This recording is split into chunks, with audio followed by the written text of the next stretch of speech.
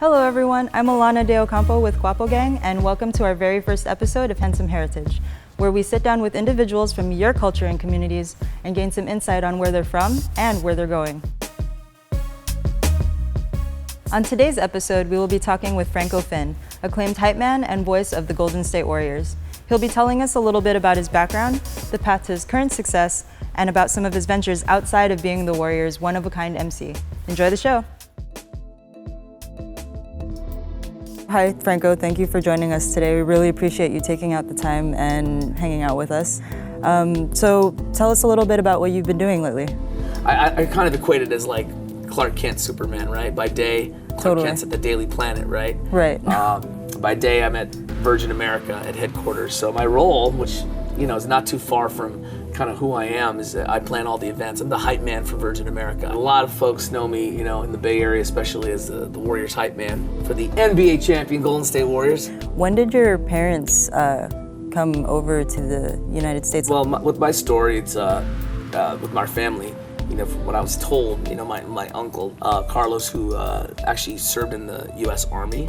And I guess from what I hear, that he was able to bring his family over here, if that's kind of part of the deal. Mm-hmm. And so he was the first one to, take a job in the U.S. and became a citizen. And so, so that everyone started trickling and coming here. And then, I'm Filipino American, proud to be, right? But when I'm at the arena and then they do the national anthem too, I'm an American as well. Yeah. It's just kind of grounds you a little bit. Franco, do you have any early memories of being able to identify with your heritage? It's funny because I went to a different school than a lot of my cousins, and I knew Tagalog and English were literally my first two languages growing up. Mm-hmm. Then you throw in, well, we're gonna send you to a French-American school. Not to say that I didn't know I was Filipino then, but like the people I went to school with were Europeans. Mm-hmm. I was the only Filipino in this small private school in San Francisco. But then when I went to high school, that's when I kind of got, with the whole Filipino pride kind of thing. Then you start finding your identity.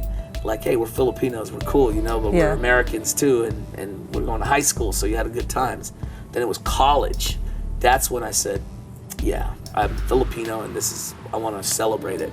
So we had PCNs, and so I was one of the main actors for my freshman year. I was the lead guy, getting on stage, and then dancing too. So that was like Filipino 101 for me, because I had a club that I joined. It was called Barkada at Santa Clara University. Friendship games were all the Filipino clubs of every school, from Long Beach all the way up to Northern Cali and everything. We'd compete in these games, right? Stupid stuff, picnic games. Oh. And compete for a trophy. It was all the Filipino clubs. Mm-hmm. So that was a cool experience, because we had to meet other Filipinos from other schools. We're called Barkada at Santa Clara, so I was still doing hype man stuff even then. I didn't realize all together we'd be like, Bark if you love Barkada, woo woo, and we'd have this whole thing. It's like a rally cry. So when was the last time you visited the Philippines? The last time was about a month ago, actually. I went with...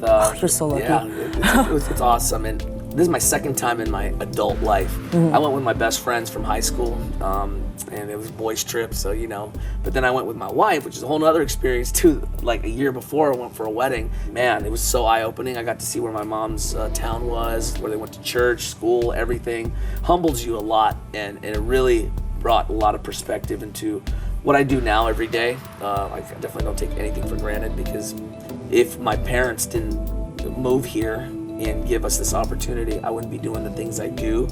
And so I look back, because there's folks that are still in the Philippines and they still have a happy life, it's just a different life. And so when you see the humble roots where your family's from, you really wake up and say, man, I came a long ways. I'm pretty lucky, pretty blessed, kind of where we're at. And so I think heritage is huge.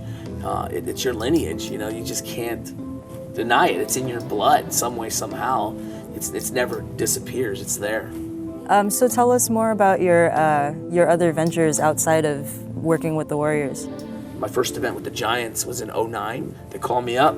They said, Franco, I know you're the hype man for the Warriors, but would you mind doing something for the Giants? I said, I'm a San Francisco guy, man. Of course I'd do it. What's going on?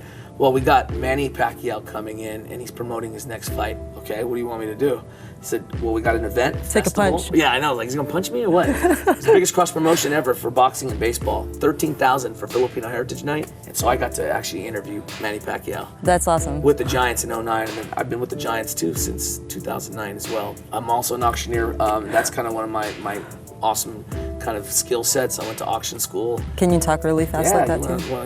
Here you go. How many dollars on it? 5 would have been 5, would have been 5, not 10, would have been 10, not 15, not 15, not 20, would have been not 20, 25, would have been not 25, not 30, not 35. Sold. Here we go. All in, all done. Here we go. But yeah, it's just juggling a little bit of everything. Seriously, I've always been kind of like the hustler. I find an opportunity, I cram it in, and I do it. So where can fans get information on you and be able to reach out? Well, basically, you can go on all the social media channels, except for right now, you gotta convince me, you gotta get to Snapchat, but I don't know if I can do that because I barely Snapchat myself too. So yeah, that's okay. Asking the wrong person. I like it though, it's cool. Too many to follow, but definitely Instagram and Facebook and Twitter. It's at Franco Finn, and my website, francofinn.com, which will be coming out very, very soon, so stay tuned. I have a very interesting kind of journey, and every day is a different day, and so I wouldn't trade it for the world. But I'm proud of what I do and do what I love every day, and hopefully inspire folks to do the same thing. So.